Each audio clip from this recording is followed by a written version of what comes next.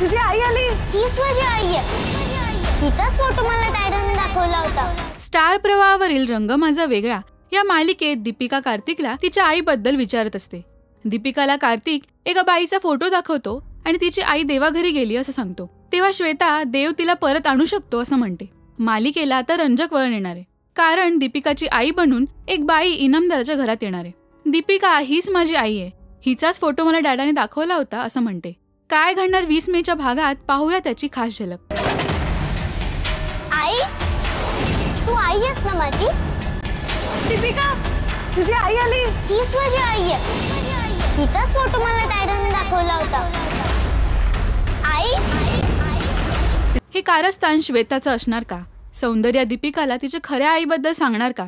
या सगळ्या प्रश्नांची उत्तरं मिळवण्यासाठी पाहायला विसरू नका रंग माझा वेगळा 20 मे रात्री 8 वाजता फक्त स्टार प्रवाहावर.